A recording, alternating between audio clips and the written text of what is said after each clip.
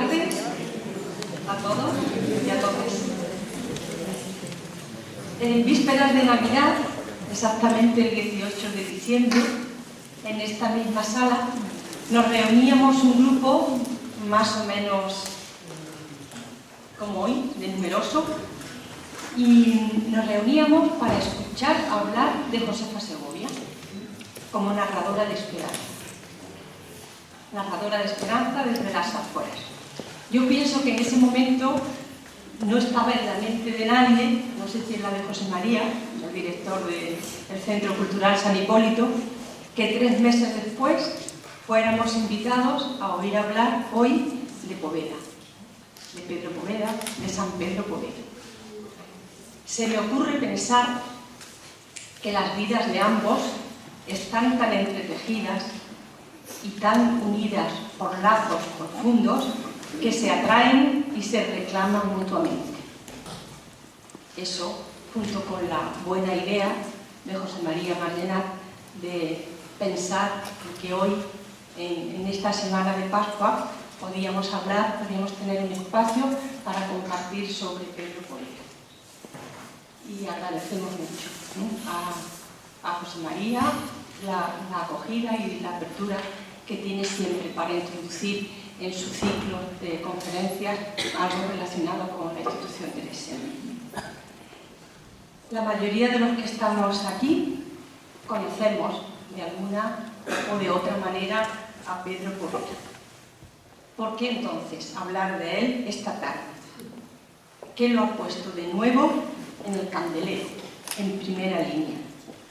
Bueno, aparte de que hay figuras inagotables que son permanentes fuentes de inspiración, sabemos bien que ha sido la reciente película Poveda, estrenada en más de 70 salas de toda España, la que nos ha mostrado de nuevo la extraordinaria y atractiva figura de este sacerdote andaluz, fundador de la institución teresiana, mártir por su fe, declarado por la UNESCO en 1974 humanista y pedagogo, y canonizado, como todos sabemos, por Juan Pablo II en Madrid en mayo del 2003. ¿Qué hace atractiva su figura? ¿Qué hace que la gente se emocione al ver determinadas escenas de su vida, pensando en la película? ¿Qué tecla sabía tocar Poveda que hacía que la gente que se acercara a él notaba, percibía algo distinto? ¿De dónde le venía la fuerza interior para recomenzar una y otra vez sin que nada lo abatiese? ¿Cómo intuyó Poveda el potencial de la mujer y su papel decisivo en la educación y en la transformación de los pueblos y de las sociedades? Son preguntas lanzadas al aire que, sin duda, estas y otras preguntas nos va a ayudar hoy Consuelo Flecha a acercarnos a esta figura inagotable de San Pedro Poveda. Es para mí pues todo un honor presentarlo. Consuelo Flecha García es miembro de la institución teresiana, nació en Bilbao, pero lleva tantos años viviendo en Sevilla que casi parece que es de aquí, ¿no?, de estas tierras del sur. Ella es doctora en Ciencias de la Educación por la Universidad Complutense de Madrid. Es catedrática de Historia de la Educación en la Universidad de Sevilla, profesora de las asignaturas Historia de la Educación Contemporánea y Desarrollo Educativo y Profesional de las Mujeres. Las líneas temáticas en las que investiga están centradas en los procesos educativos de las mujeres, en la historia y en la actualidad. Contenidos estos sobre los que ha publicado varios libros y más de 200 artículos. No me resisto a nombrar algunos títulos, aunque me alargue un poco, no importa. Estar un poquito atentos a ver la palabra que se repite. Las primeras universitarias en España. Las mujeres en la legislación educativa española. Mujeres y educación. saberes, prácticas y discursos. Repensar la educación en tiempos de igualdad. Mujeres, jóvenes y educación, logros y tareas. Si tuviéramos aquí el ordenador y ese programa ¡pum!, que pone las letras grandes, seguro que la grande en medio sería mujeres. Es miembro de la institución teresiana, como ya he dicho, y es en este momento la directora de la Cátedra de Historia de la institución teresiana, con lo cual también muchos de sus trabajos de investigación van en esta línea. Es ponente en numerosos congresos y otras reuniones académicas, además de intervenir en máster en España y en otros países de Europa e Iberoamérica. Forma parte de comités científicos de distintas revistas nacionales e internacionales. Es socia fundadora del Seminario Interdisciplinar de los Estudios de las Mujeres de la Universidad de Sevilla. Y ahora dejo para el final esto. Recibió en el año 2009 el 12º Premio Mujer del Ayuntamiento de Sevilla y en el 2012 el Premio Meridiana de la Consejería para la Igualdad de la Junta de Andalucía. Bueno, esto es algo breve, de verdad que es muy breve, de su amplísimo currículum. Y ahora quiero decir algo más personal, ¿no? Un poquito breve. Conocí a Consuelo en los años 90, ¿no? En los años de la Expo del 92, en Sevilla, vivimos en Sevilla, hace ya más de 20 años, siendo ya una excelente profesora de la Facultad de Ciencias de la Educación. Siempre he apreciado en Consuelo su laboriosidad, su exigencia, su infatigable dedicación al estudio, el rigor científico, su capacidad para dialogar con el hoy desde las raíces. Yo me atrevo a decir que ha encarnado en su vida ese rasgo que Pedro Poveda le encantaba. Él decía, hacer amable el estudio. Hay que enamorarse del estudio. Pues yo cuando pienso en Txelo, yo digo, algo de eso le ha regalado Pedro Poveda. Me admira de ella su discreción. No es una persona de aparecer en las fotos. Son las cámaras las que se fijan en ella, ¿no? Creo que esto tiene que ver con eso de la humildad propia de los sabios. Y por último, fue discípula singular de Ángeles Galino. Yo fui testigo de la admiración mutua que se profesaba. Me consta que fue, probablemente sigue siendo, un referente en su vida, en el arte de educar y en el arte de vivir, de soñar y de esperar. Yo creo que es un regalo de Pascua el tenerla hoy entre nosotros.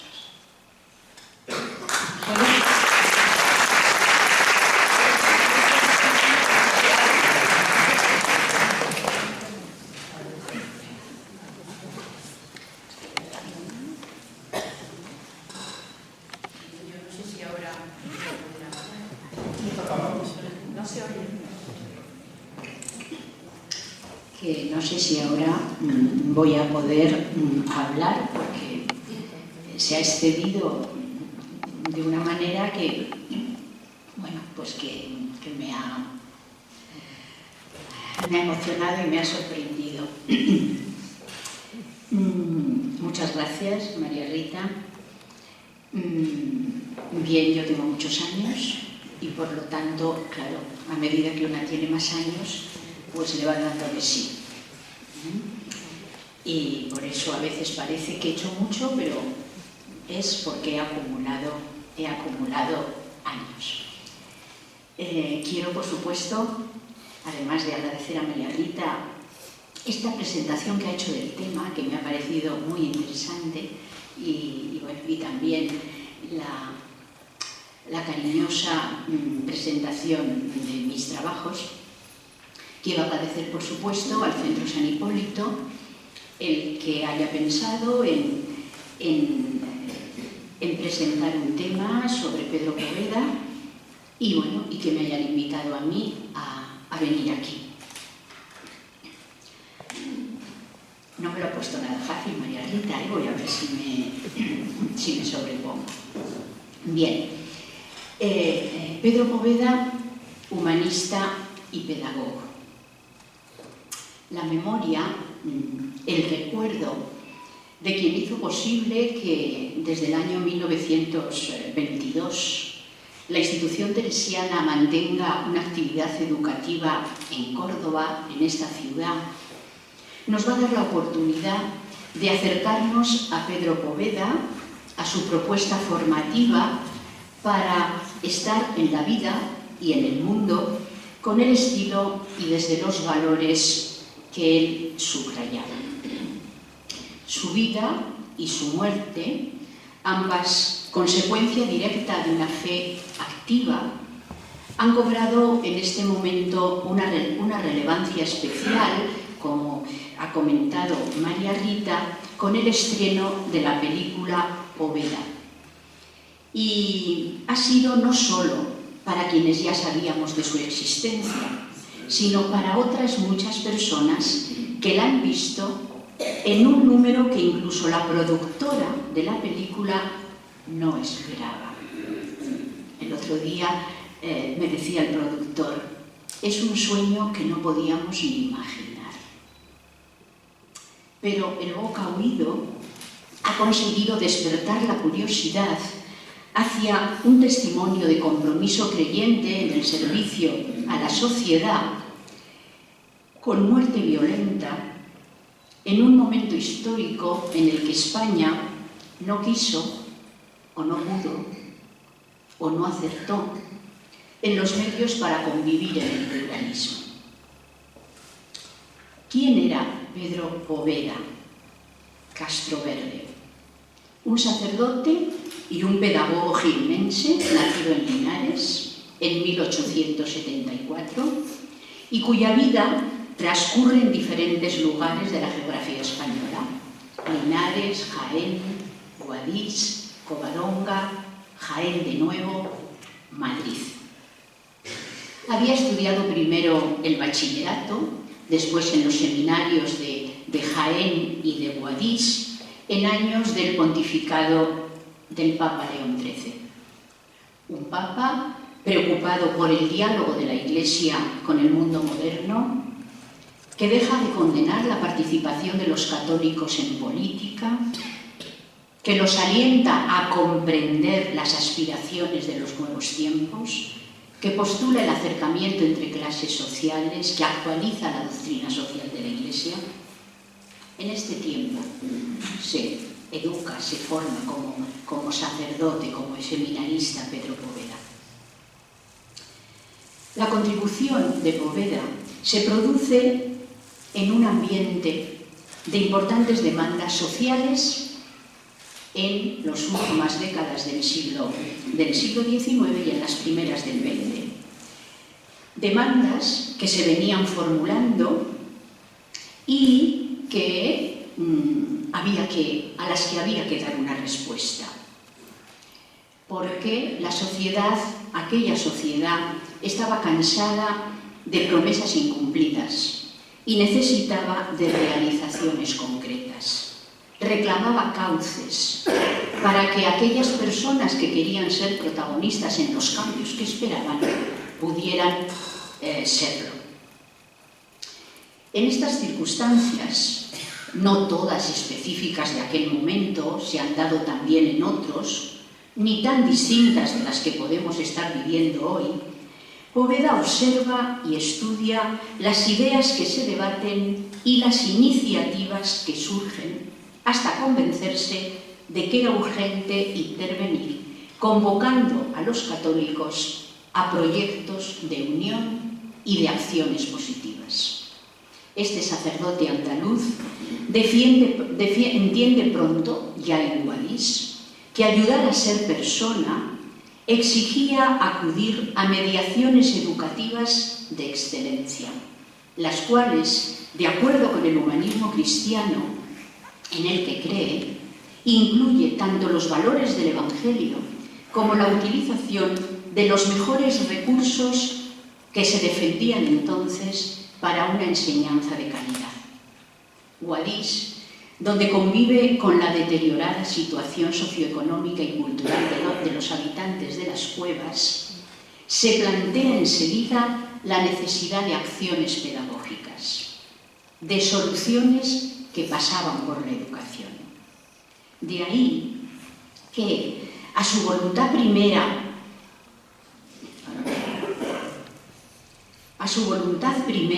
de hablar de Dios a los cueveros, se ampliara con la construcción de escuelas de nueva planta para niñas y para niños. De nueva planta, algo excepcional en unos años donde las escuelas de los ayuntamientos funcionaban en espacios dedicados a almacenamiento de productos agrícolas, a recogida de ganado o, con suerte, en un local no útil para otra actividad y desde luego menos para una escuela, como demuestran las investigaciones que se han realizado sobre las escuelas en esta época.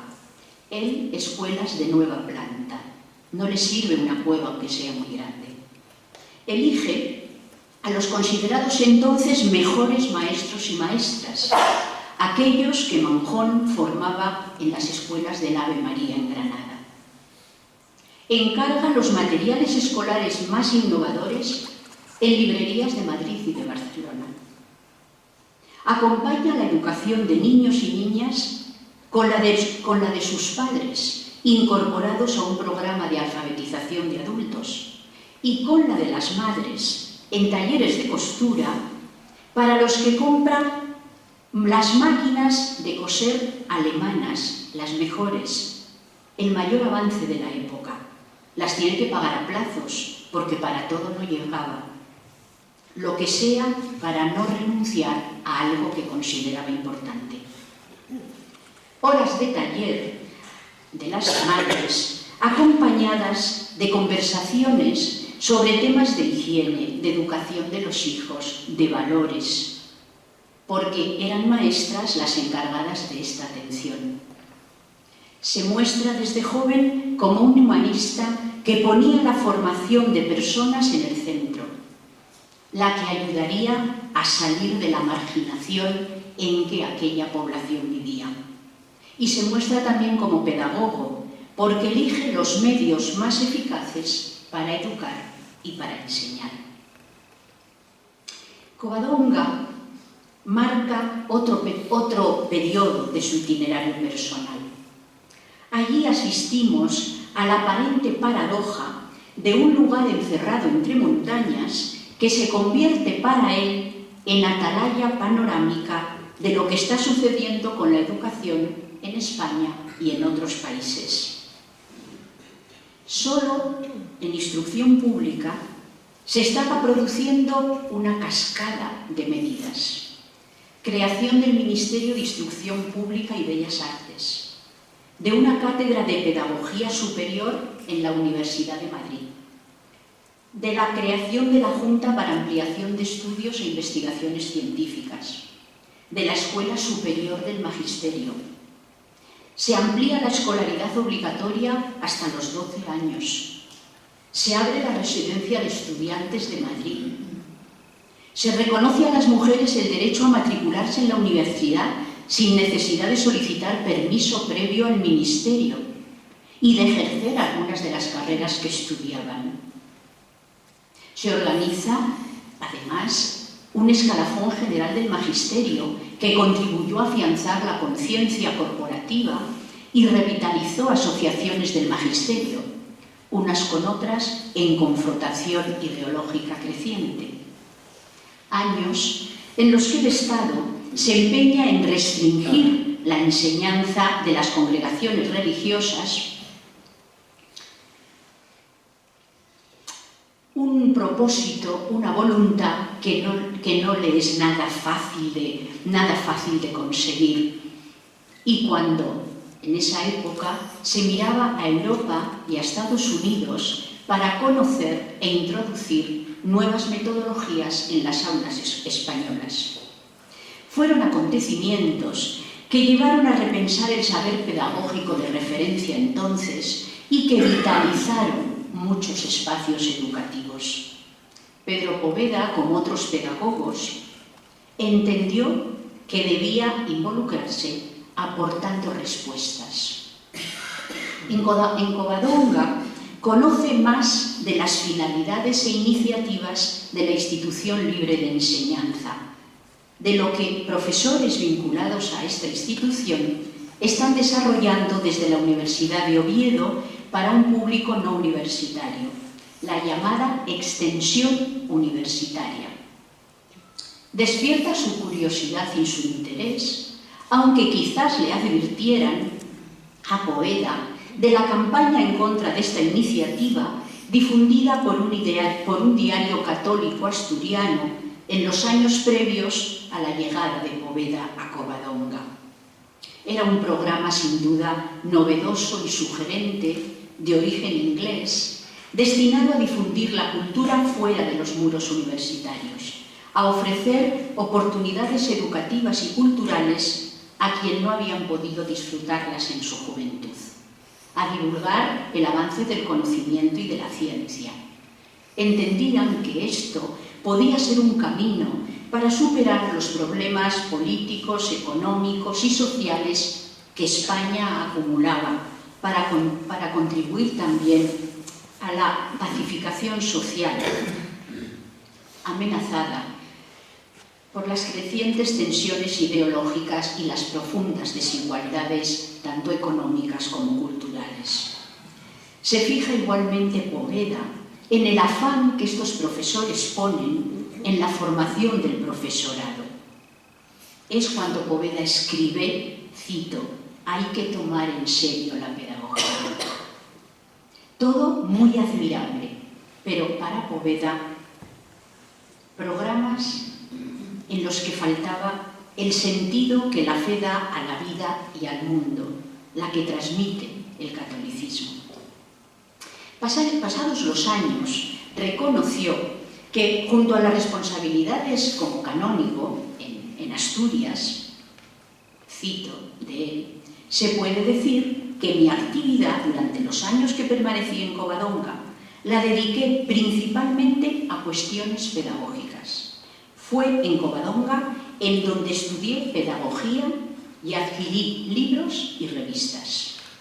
Las lecturas detenidas, las conversaciones con muchos de los peregrinos que iban a ver a la Santina, con cuantos podían alimentar y contrastar sus ideas. Las noticias de la prensa y de otros informantes afianzaron su interés por los asuntos de enseñanza y de instrucción pública. Aunque había completado un buen itinerario académico, el bachillerato, como he dicho antes, los estudios, el plan de estudios de los seminarios, la licenciatura en teología en Sevilla, cree conveniente vivir desde dentro lo que estaba sucediendo en la formación de los maestros, y por eso se matricula en la escuela normal para hacerse el mismo maestro. Un deseo que no podrá cumplir en Oviedo, pero que después sí en Granada. La modernidad educativa se caracterizaba entonces por haber convertido estos asuntos de educación en un tema prioritario en el contenido irrenunciable de cualquier discurso que buscara cambios, mejoras, transformaciones y, en consecuencia, en un asunto de debate recurrente ante la insuficiencia de soluciones, la lentitud a la hora de aplicar algunas y, muy especialmente, por las finalidades de contenido ideológico que se le asignaban. Porque existía un nexo entre educación y política desde la Constitución de Cádiz de 1812. El modelo de liberalismo incorpora, el cual introdujo la voluntad de socializar en los principios políticos vigentes a las generaciones jóvenes a través de las aulas. Esas generaciones destinadas a garantizar un futuro distinto para el país. El hecho de que casi un siglo después, a comienzos del siglo XX, la escolaridad se hubiera extendido en cuanto al porcentaje de población que acudía a las aulas y en el número de años de escolaridad obligatoria, alimentó el conflicto entre los principales actores educativos y entre los valores no siempre convergentes que cada uno defendía. De manera muy explícita, entre la plena hegemonía en la enseñanza que los gobiernos buscaban y el propósito de las instituciones, mayoritariamente católicas, de defender su derecho a enseñar. Como la instrucción pública se había convertido en uno de los derechos de ciudadanía que el Estado debía garantizar a toda la población en edad escolar, los diferentes gobiernos no renunciaban a seguir dando pasos para afianzar la vinculación de la enseñanza con el Estado. En la práctica, con el partido político que iba asumiendo el gobierno en cada periodo. Para lograrlo, la tarea principal sería formar, atender, apoyar al magisterio, al que ya ejercía y al que se preparaba para enseñar, entrando en una corriente de innovación de las metodologías didácticas, de conceptos pedagógicos modernos y contribuyendo a adaptar la mentalidad de la población a los indicadores del progreso. Poveda también escribió: sin contar con el maestro no podemos dar un paso. Esto lo consideraban los gobiernos, los políticos, los intelectuales, los católicos, los pedagogos. Bien, un conjunto de situaciones que a Pedro Poveda, reflexivo y a la vez emprendedor, al que la UNESCO, como ha dicho también María Rita, introdujo en el calendario de celebraciones de 1974, primer centenario de su nacimiento, por su condición de humanista y de pedagogo, le van sugiriendo los modos concretos de aportar al núcleo del problema que se estaba formulando, al compromiso con una escuela eficiente en la ayuda al crecimiento de todas las capacidades personales y al desarrollo de iniciativas que ofrecieran al profesorado recursos para una mejor formación pedagógica y para asumir un estilo actualizado de humanismo cristiano. Acciones de servicio a la sociedad, pues la mejor preparación de quienes estaban al frente de las aulas aportaría calidad a unas escuelas que se estaban multiplicando, tanto las públicas como las privadas, y desde luego como un servicio a la vitalidad de la fe cristiana en cada creyente, situado en una posición de diálogo y de autonomía, no de enfrentamiento con programas políticos que, para consolidar el Estado, exigían reducir el poder y la influencia eclesial, trabajando por ello en un modelo educativo no vinculado a la doctrina católica. Poveda hizo suyas unas palabras del director general de enseñanza primaria, uno de los profesores institucionistas con el que había coincidido en Oviedo, con Rafael Altamira, en la que veía la necesidad de preguntarnos todos, no lo que ha de hacer el vecino, sino lo que debemos, podemos y nos sentimos capaces de hacer cada cual en su esfera, sin esperar a que aparezcan él o los gobernantes. Porque Poveda ya sabía de la eficacia de esta actitud, comprobada durante su estancia en Guadix y en la que seguía creyendo. Hay que empezar, hay que comenzar haciendo. Es este el marco de objetivos y de actuaciones en el que considero han de situarse las iniciativas povedanas, su modo personal de sumar fuerzas a todo lo positivo de los proyectos que nacían a su alrededor, pero acogiéndolos desde una mirada y desde un estilo que no prescindiera de los valores en los que él creía.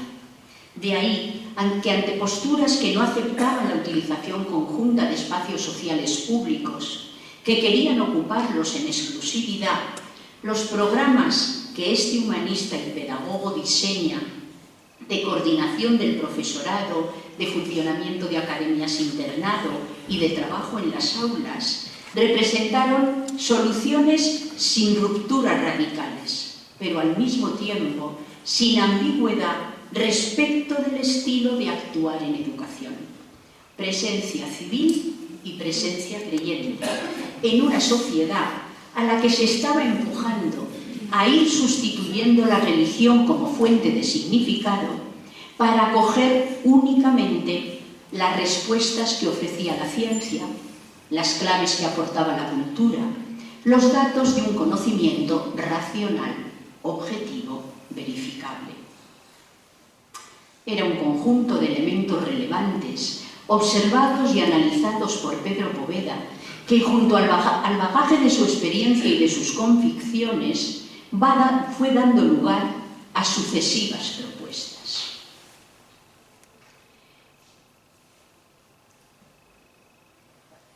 En 1910 redacta un proyecto y presupuestos para la fundación en Madrid de un internado para alumnos pobres de la Escuela Superior del Magisterio.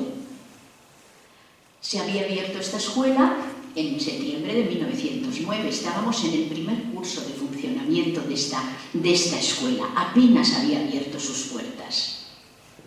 Pero, aunque no llegó a hacerse realidad por motivos económicos, pero con este proyecto demostraba su preocupación porque los maestros de provincias, la escuela solo funcionaba en Madrid, aun careciendo de recursos para sufragarse los gastos de estancia en Madrid, pudieran beneficiarse de las oportunidades que la Escuela Superior del Magisterio proporcionaba. Cuando Poveda redacta este proyecto, es presidente del gobierno José Canalejas, promotor de una normativa para impedir la expansión de las órdenes religiosas en la enseñanza.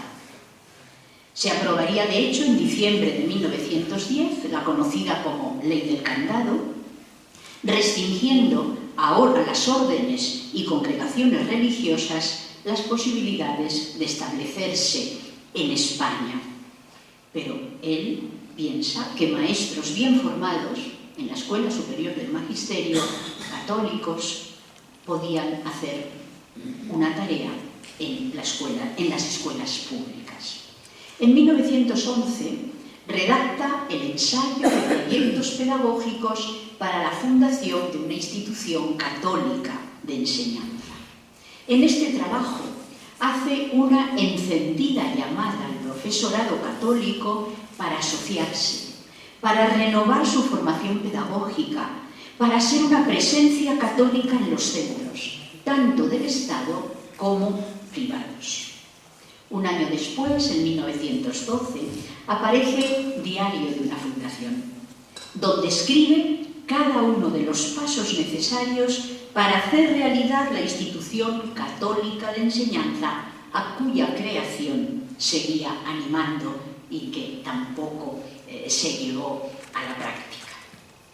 Son unos escritos de carácter e intencionalidad pedagógica, pensados, escritos y difundidos durante su estancia en el santuario de Covadonga, ese lugar recóndito pero lleno de oportunidades para relacionarse con el exterior, a los que se añaden, también escritos allí, otras obras de carácter espiritual y catequético para, fundamentalmente, ayuda de los peregrinos.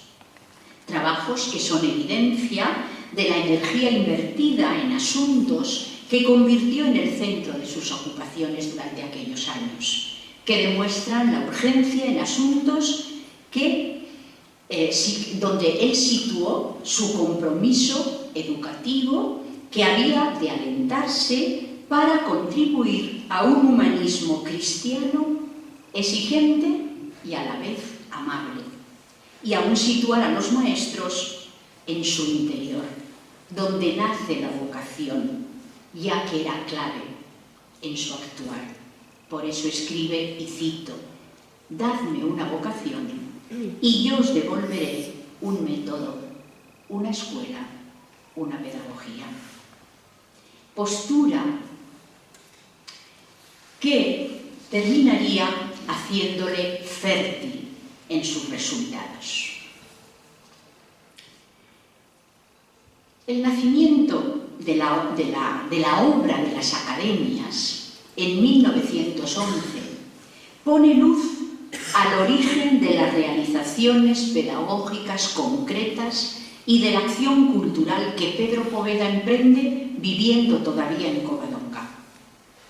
La insuficiente respuesta a sus proyectos, a los proyectos anteriores, hace que se decida ponerlos en práctica él solo.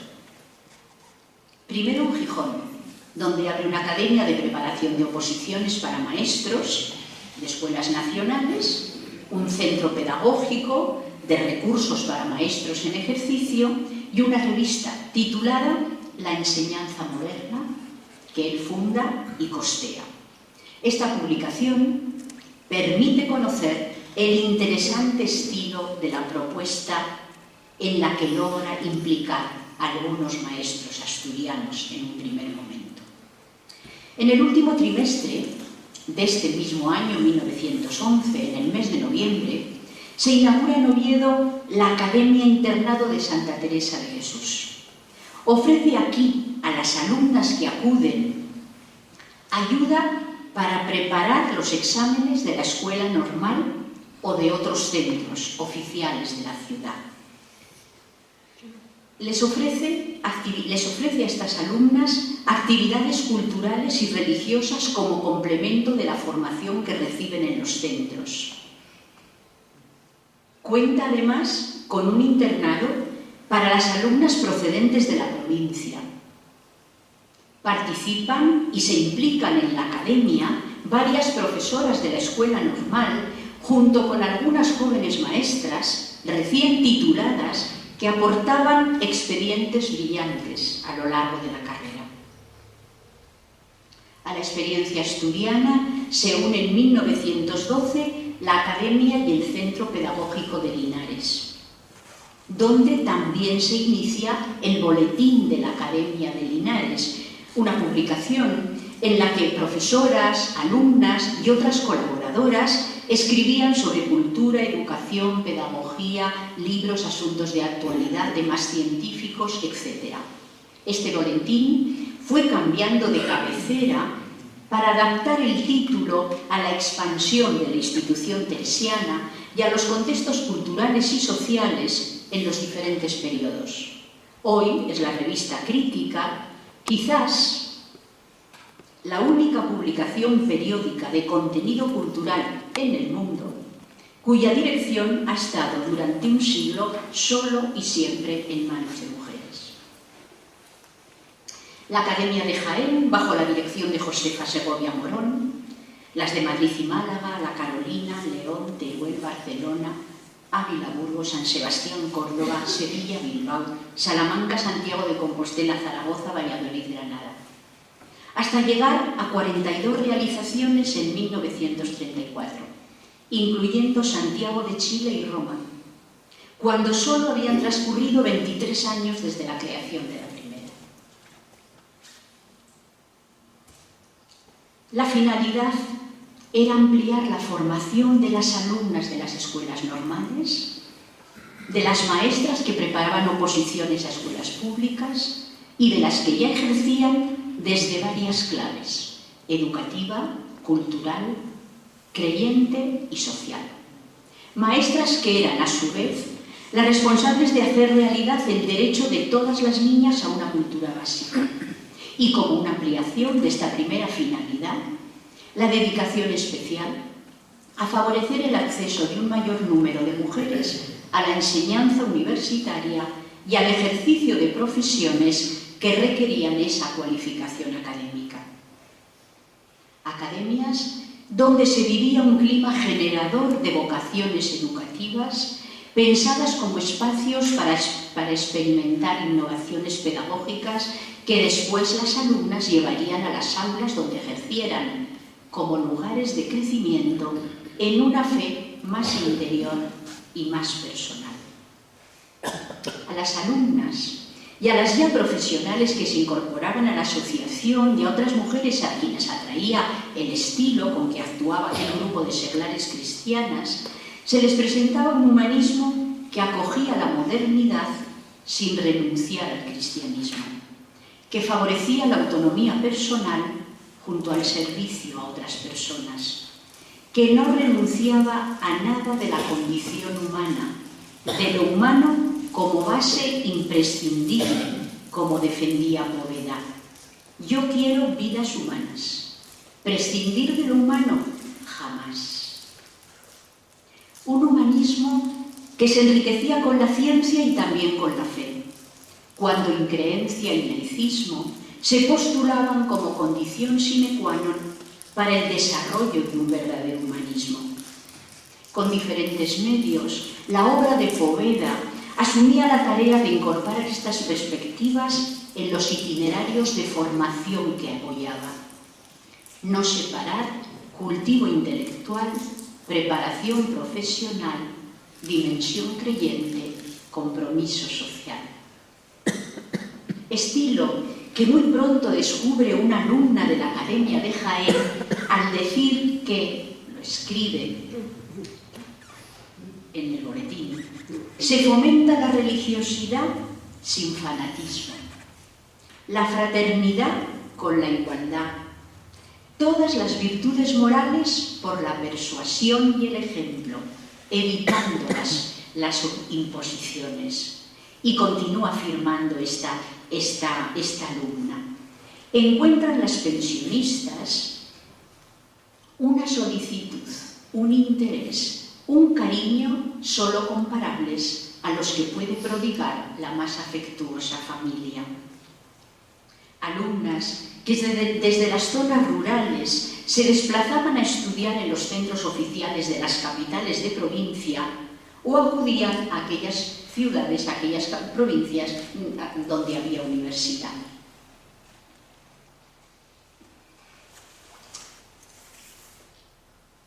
Trayectorias que se fueron evaluando a medida que transcurría el tiempo, haciendo posible que, según afirmación de Poveda en una carta, cito, en las provincias donde hemos establecido internados, puede hacerse una estadística de 5 años antes de estar nosotros a 5 años después de tal fecha y se nota un movimiento en la cultura de la mujer extraordinario. Tanto es así que en algunos sitios se nos censura por el exceso de educación intelectual para las mujeres. El ejercicio profesional, bien individualmente, bien en las academias, demostraron la posibilidad y la oportunidad de ofrecer alternativas de educación sin contradecir las disposiciones legales promulgadas por los gobiernos y sin tener a la vez que renunciar a los valores humanizadores del Evangelio. Se insertaron dentro del marco que ofrecía la política preocupada por la formación del profesorado, por la renovación metodológica en las aulas, por la creación de internados agregados a las escuelas normales, por un impulso a la educación de las mujeres, a la alfabetización de las personas adultas.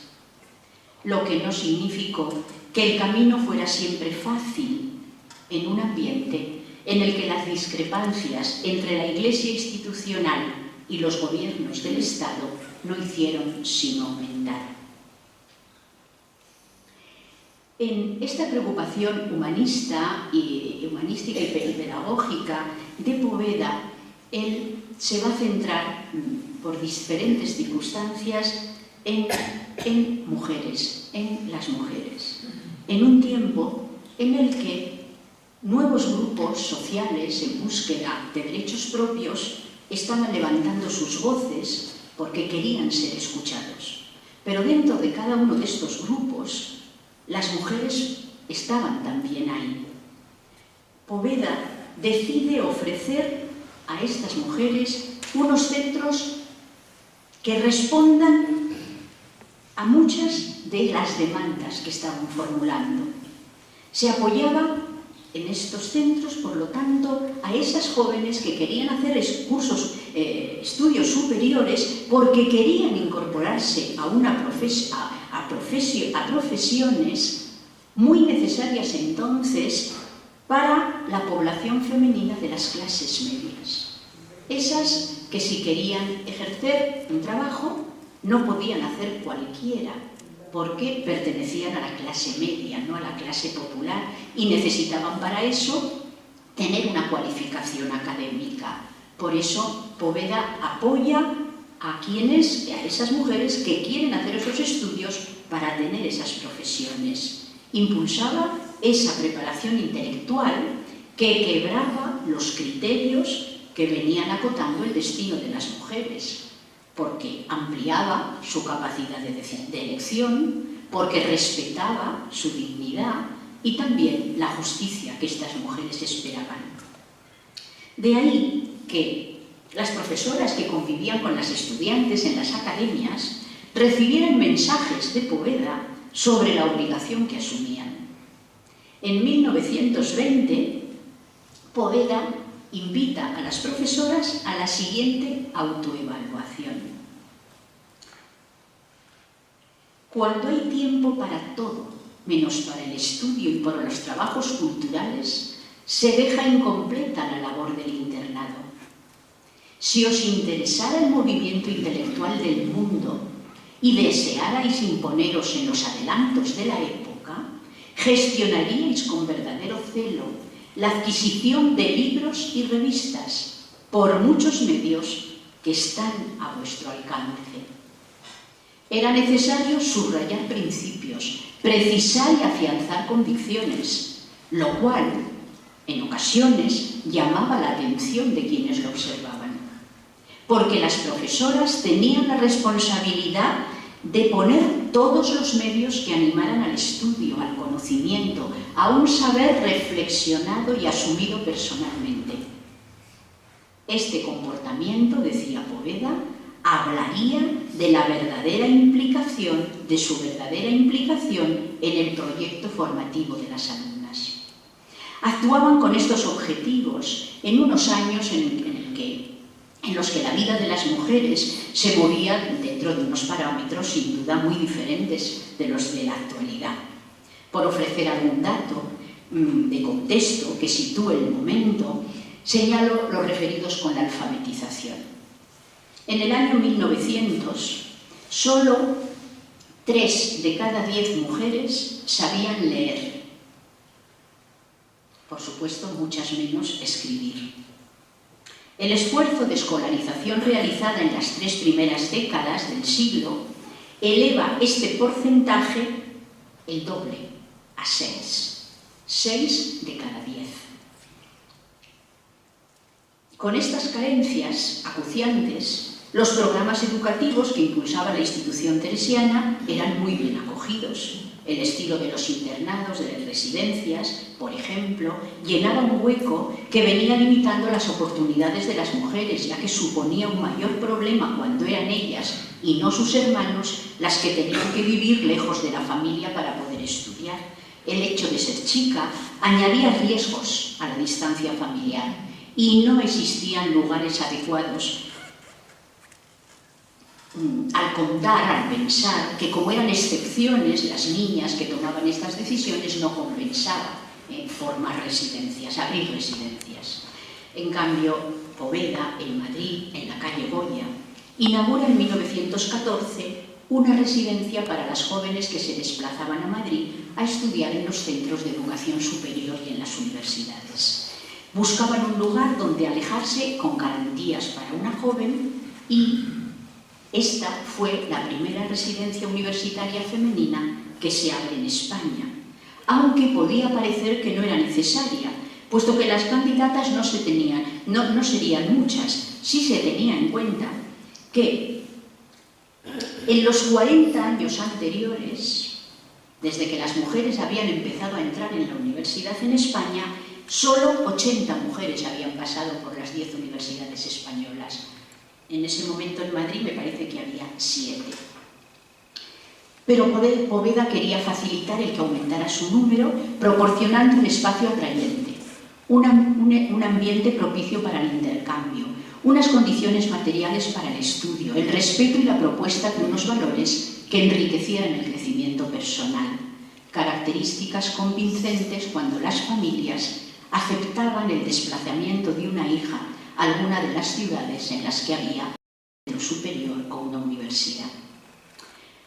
La realidad era que en las academias y residencias de la institución teresiana el número de alumnas no dejaba de aumentar curso tras curso debido a las repercusiones positivas que estaba generando en muchas de las que ya habían pasado. Comprobaban también su utilidad las maestras y las profesoras de las escuelas normales, pues podían ofrecer a sus alumnas más estudiosas que querían seguir después de la enseñanza primaria un lugar donde alojarse, y las expectativas puestas no defraudaban. Ni siquiera las opiniones menos alentadoras fueron óbice para una excelente consideración en cada ciudad, para que se multiplicara la influencia que ejercían en las familias y, en consecuencia, en que hubiera todavía más alumnas. Ni era un inconveniente para que iniciaran nuevas actividades como el Instituto Católico Femenino de Segunda Enseñanza, que se abre en Madrid en 1923. Un centro que tampoco se libró de críticas, tanto que Poveda decide salir al paso apoyando a las profesoras que recibían esas críticas y recordándoles algo importante acerca de la educación intelectual de las mujeres. Por si les asaltaban algunas dudas, les avisa, cito de Poveda, diciéndoles que sepáis que educar a la mujer, aunque sea para la universidad, no es deformarla, sino perfeccionarla. Esto merecería una glosa que no tenemos ahora el hueco. Bueno, algunos temían que se masculinizaran, dejando de realizar las funciones maternales y de cuidado, que se desdibujara el considerado marco único de identidad femenina. Por supuesto, en los centros teresianos se hablaba de una educación que, sin negar la presencia en la vida familiar, no se subordinara exclusivamente a ella, ya que no podían hipotecarse otras expectativas importantes y otras energías disponibles en la población femenina. Rompían aquellas chicas de esta forma el estereotipo que situaba a las mujeres creyentes enfrentadas al progreso, adaptadas a las desigualdades, responsables de la permanencia de una condición femenina devaluada, dada su cercanía a la observancia religiosa y su respeto y acogida de unas enseñanzas de la Iglesia, de las que se generalizaban determinados discursos en detrimento de otros, y que se daba por supuesto que todas las mujeres reproducían en la literalidad las formulaciones. En las noticias que se difundían en la prensa, avanzados los años 20, sobre las iniciativas teresianas, se subrayaba su contribución a la cultura de las mujeres. Es lo que destaca, por ejemplo, aquí en Córdoba, un artículo de 1922 en la revista Acción Católica de la Mujer. Al presentar la academia inaugurada ese año en esta ciudad, en un reportaje de 4 páginas o 5 de esta revista, entre los comentarios incluidos en el artículo es el siguiente: la institución teresiana, con sus internados y academias, responde a una de las más apremiantes necesidades de la sociedad actual, con referencia a la instrucción y educación de la mujer. Ahí vemos el patio de la Plaza de la Concha. Se abría a aquellas niñas y jóvenes una forma de estar en la vida con nuevos alicientes e intereses intelectuales y preparándose para una vocación educadora y para una profesión, a la vez sintiendo el apoyo a una fe que daba sentido a la propuesta humanizadora que tenían como referencia, y en un ambiente que favorecía e impulsaba su testimonio creyente, aunque a veces tuvieran que asumir el coste de presentarse así, sabiendo que su catolicismo las vinculaba a una religión que se percibía, sin distinguir matices, como el pasado y el conservadurismo. En un texto del año 1930, Pedro Poveda sale al paso del antagonismo reiterado que se proclamaba entre fe y mundo moderno, utilizándolo para justificar que se alejaran las mujeres de la ciencia por miedo a que abandonaran la piedad. Las palabras de Poveda aquí son contundentes en lo que valora, en los argumentos y hasta en el lenguaje en que se expresa. Leo solo algunas frases. En nuestro programa, después de la fe, mejor dicho, con la fe, ponemos la ciencia. Así como os decía el otro día, que seáis muchas mujeres de mucha fe, de fe viva, de fe sentida, de mucha fe, de fe viva, sentida, y que nunca digáis no más fe. Así os digo hoy. Desead la ciencia, buscad la ciencia, adquirid la ciencia. Trabajad por conseguirla y no os canséis nunca, ni digáis jamás no más ciencia. Hasta se pretende que las mujeres no profundicen en la ciencia para no quitarles la piedad. Todo esto es absurdo, herético, falso de toda falsedad, gratuita impostura de los que tienen miedo a la ciencia verdadera. Fin de cita. De ahí que no se privaran aquellos centros de juicios temerosos, pues la desconfianza aparecía, tanto por parte de algunos católicos que se asustaban del programa que la institución teresiana ofrecía a las mujeres, como provenían también de grupos que observaban con recelo estas orientaciones modernistas al tratarse de una obra católica. Pero ante las apreciaciones descalificatorias, incluso cuando se refería de manera global al cristianismo, el criterio ofrecido en los ambientes teresianos era no reaccionar con una postura de autodefensa, sino más bien de reflexión y de autoanálisis sobre la coherencia con que se estaba viviendo la fe, individual y colectivamente, y escuchando las razones que podía haber en lo que se criticaba. Reflexiona Poveda. Cito: tenemos la propensión de nuestro amor propio, que deseando justificarnos a toda costa, ve solamente injusticia en la censura de nuestro cristianismo, cuando habrá quizás muchas ocasiones en las cuales nosotros seamos los culpables y las diatribas de la humanidad la vindicación de la justicia. Fin de cita. El lugar en el que aquellas mujeres jóvenes tenían que ponerse era incómodo, pues la ciencia, el progreso científico, no solo estaba exigiendo libertad, emancipación, autonomía, sino que tratando de ser un movimiento omnicomprensivo de la persona y del mundo, aspiraba a sustituir a la fe como fuente de interpretación de la realidad y de sentido del mundo. Y para ir cerrando este acto de memoria de Pedro Poveda, quiero antes poner fotos de la Academia de Córdoba. Fotos de arriba de alumnas de escuela normal, abajo de un curso para opositoras a escuelas nacionales, arriba a mi derecha, tengo mal la lateralidad. Bueno, la biblioteca, la sala de estudio, abajo el comedor.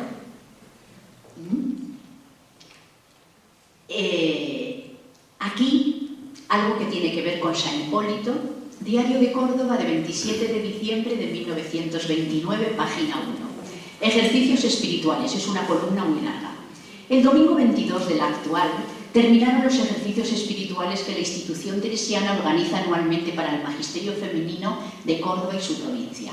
A ellos han asistido, como todos los años, numerosas maestras que con gran fervor y recogimiento se han entregado en aquella deliciosa y apartada capilla de luz tan tenue, tan romántica, al descanso y la meditación de cosas santas. Los ha dirigido el sabio y elocuente jesuita de la residencia de San Hipólito, reverendo padre García Alonso, que con meditaciones santamente comentadas, con pláticas fervorosas, con ejemplos apropiados, ha llevado al ánimo de las maestras una serie de ideas tan claras, tan precisas, que les servirán de norma espiritual en su actuación para lo porvenir. Esto lo firma una de las maestras nacionales, Petra Gómez Vacas. Esto es como un cuarto o menos de la columna, es decir, que se puede seguir leyendo, y si queréis yo os doy, tengo la página entera del periódico. Seguro que no quiere, pues lo tendrá. Y después también, cuando la reina Victoria Eugenia también visitó la Plaza de la Concha y estuvo en un acto, en una celebración. Bien, bueno, todo contribuye, para terminar, a que pensemos que Poveda demostró un agudo sentido para descubrir líneas de acción de larga vigencia, no exclusivamente coyunturales.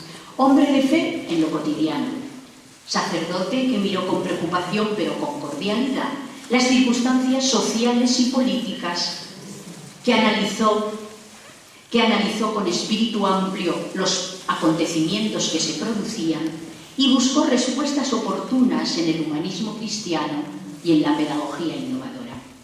Con realizaciones que se convirtieron en plataforma de presencias y de modos de ser y de estar y de hacer en la enseñanza, respetuosos con la diversidad de alternativas y con las leyes, renovadoras en los procedimientos, exigentes en el estudio, de relaciones entre alumnas y profesoras cercanas y cordiales, viviendo la fe con la referencia al estilo de los primeros cristianos, volviendo a las raíces del humanismo cristiano, a la naturalidad en los modos de participar en la sociedad civil, manteniendo activa esa dimensión que no admite fronteras y que es inherente a todo humanismo, aunque no siempre se personalice en alguien trascendente que llamamos Dios. Cuantos de múltiples maneras tienen algún tipo de vínculo con la institución teresiana pueden acudir a esta herencia povedana de certezas que continúan hoy tan vigentes como entonces. La esperanza que se deposita en la educación, en la cultura, en la ciencia, el compromiso con la escuela como lugar privilegiado de promoción social, la confianza puesta en el profesorado para vitalizar la misión que se realiza en las aulas, la mirada de aliento y de respaldo a las mujeres y a los hombres que aspiran a un mundo más justo y más libre. Es, por lo tanto, muy necesario continuar sacando partido a este legado disponible. Muchas gracias.